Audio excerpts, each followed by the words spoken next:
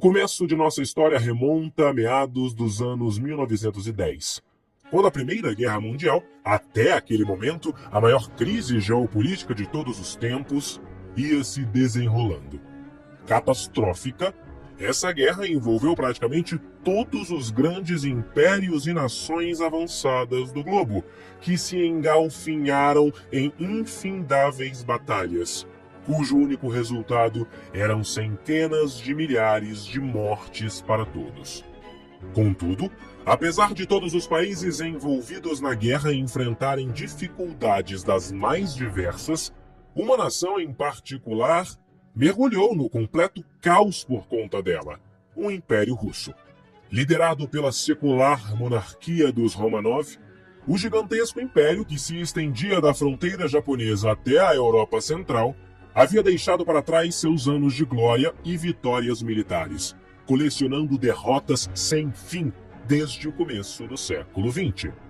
Todas essas catástrofes, aliadas com o empobrecimento das massas e o calamitoso reinado do czar Nicolau II, minaram muito o apoio do povo para com seus monarcas, o que possibilitou o início da não menos desastrosa Revolução Russa, em março de 1917. Tendo como suas figuras centrais intelectuais como Vladimir Lenin e Leon Trotsky, e seu norte os ideais de Karl Marx, a sangrenta revolução varreu porções imensas do império, que, enfraquecido, colapsou em pouquíssimo tempo. Entretanto, mesmo eliminando centenas de milhares de pessoas, logo Lenin e seus asseclas perceberam que tomar o poder era bem diferente de tomar o governo, porque o povo russo, arraigadamente religioso e conservador, seguia resistindo ferozmente contra os comunistas, que, cinicamente, tentavam convencê-los à força que estavam fazendo tudo aquilo para beneficiá-los. Porém, mais do que tudo isso, rapidamente a resistência do povo russo se mostrou um problema bem mais complexo do que parecia, uma vez que a suposta ditadura do proletariado instalada por Lenin, que segundo as intenções de Marx deveria ser uma breve transição para o paraíso da democracia comunista, ameaçava eternizar-se, barrando o caminho a toda a evolução futura do comunismo. Era necessária uma solução. Todavia, ela não viria de dentro da União Soviética, mas de um local bem mais distante. Sendo um grande admirador da Revolução Russa antes mesmo de sua resolução em 1923, o filósofo e ideólogo saudou o advento desse sangrento evento como um dos maiores eventos de todos os tempos. Para ele, a República dos Sovietes era um estado orgânico, cuja justificativa para a existência era tanto histórica quanto constitucional, ao passo que Lenin era enxergado como o maior estadista da Europa. No entanto, a visão de Gramsci para o mundo pós-Primeira Guerra era bem menos elogiosa. Catastrofista, ele enxergava um panorama internacional dos mais calamitosos. Em suas palavras, uma espantosa tempestade em uma paisagem de ruínas, onde os estados liberais metropolitanos se desfazeriam em seu interior e o sistema das colônias e das esferas de influência se desintegraria. Contudo, conforme os anos foram passando e informações sobre os massacres sem fim na União Soviética vinham à tona, Gramsci passou a discordar frontalmente de várias perspectivas de Lenin, não pelos massacres em si, mas por conta da imensa ineficiência que ele notou. Para ele, os planos de Lenin, que demandavam a construção de uma imensa e bem organizada vanguarda armada para derrubar o Estado vigente pela força, além de serem ineptos, eram severamente ultrapassados, uma vez que os comunistas, ao autonomeassem pela força os representantes do proletariado, jamais conseguiriam convencer toda a população a abraçar sua ideologia. Assim, visando contornar os problemas enfrentados pela ditadura proletária russa, que eternizando-se jamais chegaria ao idealizado governo comunista, Gramsci passou a conceber perspectivas totalmente novas, que uma vez postas em prática, não demandariam mais qualquer tipo de revolução armada. O primeiro passo dessa sua nova estratégia política foi estabelecer uma distinção incontornável entre dois termos: poder e hegemonia. O poder, que o ideólogo preferia chamar de controle, foi definido como o domínio sobre o aparelho de Estado, sobre a administração, o exército e a polícia. Em suma, o controle da máquina pública, enquanto a hegemonia tomou contornos imensamente mais amplos em suas conjecturas, devendo ser encarada agora como o domínio psicológico sobre as massas. Por conta desses fatores, Gramsci delimitou que, ao contrário de Lenin, o exército de sua revolução não seria formado por soldados armados, mas sim por turbas de intelectuais corruptos, que formariam a linha de frente dessa nova guerra, segurando o bastião da subversão do povo, levado a cabo num processo longo, complexo e sutil de mutações psicológicas graduais e crescentes.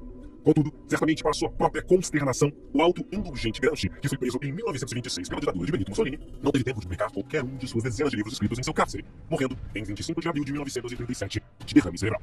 Tudo levava a crer que suas ideias jamais conseguiriam influenciar amplamente o mundo, especialmente pelo fato de Mussolini, triunfante após anexar a Etiópia em fevereiro de 1937, estar mais consolidado do que nunca, e por Stalin, em mais de um de seus arroubos genocidas, expurgar centenas de milhares de pessoas do partido durante os anos 30. Porém, tal como Augusto Conte, o idealizador do positivismo, que parecia relegado a quase completa obscuridade, Gramsci encontraria um terreno fértil para propagar suas ideias, décadas após a sua morte. Conforme os anos 30 se aproximavam do seu fim, em setembro de 1939 eles trouxeram consigo algo ainda mais terrível e nefasto do que a Primeira Guerra Mundial. Iniciada pela invasão alemã da Polônia, a Segunda Guerra Mundial surgiu no horizonte europeu como o ponto de inflexão que definiu o destino da humanidade, contrapondo o totalitarismo expansionista das potências do eixo, compostas principalmente por Alemanha, Itália e Japão, contra as forças dos aliados, representadas pelos Estados Unidos, Império Britânico e União Soviética. Boa parte das nações aliadas não eram exatamente os melhores exemplos de democracia, tal como a sanguinária União Soviética. E claro, a ditadura do Brasil, liderada pelo despótico Getúlio Vargas, que vinha guiando o rumo dos brasileiros desde 1930. Em 1945, ano em que a Segunda Guerra Mundial teve fim, tanto o governo de Vargas quanto outras ditaduras mundo afora se encerraram. Agora, o Brasil era liderado por Eurico Gaspar Dutra, justamente o ministro da Guerra de Vargas, mas que curiosamente afastou o país de ditaduras centralizadoras, aproximando o Brasil dos Estados Unidos, ao mesmo tempo que rompeu relações diplomáticas com a União Soviética. Concomitantemente a esses eventos, o povo brasileiro, ainda tremendamente inculto, desenvolveu um imenso desprezo para com o comunismo que só conseguia reverberar entre elites endinheiradas e agitadores baratos. Contudo, em vista do fato de a história já ter comprovado que uma revolução comunista não passava necessariamente pela adesão de todo o povo de um país, o movimento comunista seguiu em sua malfadada busca pelo poder no Brasil. Porém, entre os dias 31 de março e 1º de abril de 1964, finalmente parecia que havia chegado a hora da derrocada final do comunismo no Brasil. Com o apoio flagrante da imprensa, da maioria da população, representada pelas chamadas Marchas pela Família, com Deus pela Liberdade, e com a adesão das Forças Armadas, o Brasil se levantou contra o governo de João Goulart, antigo ministro do Trabalho de Vargas, e que buscava aproximar o Brasil de ditaduras comunistas. Fracassando em sua empreitada, Goulart foi deposto pelo Congresso que, em 15 de abril de 1964, empossou o Marechal Humberto Castelo Branco e o civil José Maria Alckmin, respectivamente como presidente e vice-presidentes temporários do Brasil, cujo mandato deveria se encerrar em janeiro de 1966, após as eleições marcadas para outubro de 65. Entretanto, não foi isso que aconteceu. Em uma flagrante traição ao povo brasileiro, o governo de Castelo Branco editou em 27 de outubro de 1965 o Ato Institucional número 2, o AI-2, que destruiu a democracia brasileira ao determinar que as eleições dali para frente seriam indiretas, com o presidente devendo ser escolhido pelo Congresso e teria somente 2 mandatos. 3 anos depois, em dezembro de 68, a situação se tornaria ainda mais caótica, quando o Ato Institucional número 5, o AI-5, foi editado pelo governo do presidente Costa e Silva, aumentando ainda mais a repressão do regime ditatorial. Contudo, pelo menos segundo os militares, isso não era justificado, em vista da desculpa que só essa repressão adicional poderia aniquilar os movimentos comunistas armados que se alastravam pelo Brasil. No entanto, em sua absoluta ignorância e sede desmedida pelo poder, os militares não enxergaram onde seu inimigo estava. Desse modo, enquanto caçavam comunistas no meio do mato, o verdadeiro perigo ia se espalhando por meio da palavra de um novo profeta, Antônio Gramsci. Tremendamente nichado, o primeiro registro que se tem notícia de Gramsci no Brasil data de 14 de novembro de 1923, quando o Jornal do Brasil divulgou uma nota sobre ele. E tirando matérias esparsas e obras trazidas para o Brasil por exilados italianos e trotskistas, Gramsci não era lido amplamente. Isso mudaria por causa de Carlos Nelson Coutinho e Noênio Spínola, que num esforço hercúleo para julgar Gramsci no Brasil, traduziram de 1966 em diante obras como Concepção Dialética da História e As Cartas do Cárcere. Apesar de, ironicamente, pelo menos no começo, Gramsci acabar sendo encarado pela esquerda mais como um crítico literário e um pensador anacrônico do que como uma possibilidade de retorno ao poder. Um dos primeiros a abraçar as ideias de Gramsci nos anos 60 seria o professor Oliveiros Ferreira, que utilizou perspectivas de Gramsci no programa de pós-graduação da USP. E mais de uma década depois, após muita reflexão e debate, o Partido Comunista do Brasil aceitaria Gramsci como seu novo guia, dando assim início ao colapso intelectual do Brasil. Como Gramsci havia ensinado, a força motriz da revolução, os intelectuais pacientemente iniciaram um longo e penoso processo para a conquista da hegemonia, em busca da modificação completa daquilo que Gramsci nomeava como senso comum. Um aglomerado de hábitos e expectativas, inconscientes ou semiconscientes na maior parte, que governam o dia a dia das pessoas, operando na realidade ao mesmo tempo uma filtragem e uma montagem, segundo padrões que, herdados de culturas ancestrais, permanecem ocultos e inconscientes. Aliados a eles, seguiu outra tropa de elite da Revolução, formada por jornalistas, cineastas, músicos, psicólogos, pedagogos infantis e conselheiros familiares, cuja atuação sem aparente intuito político penetrou fundo na consciência do povo, que, inadvertidamente, eram bombardeados diariamente por tudo isso, enquanto os militares, incompetentemente, seguiam caçando comunistas no meio do mato. Em silêncio, a ideologia vigente não foi combatida no campo aberto dos confrontos ideológicos, mas no terreno discreto do senso comum. Não pelo avanço maciço, mas pela penetração sutil, milímetro a milímetro, cérebro por cérebro, ideia por ideia, hábito por hábito, reflexo por reflexo.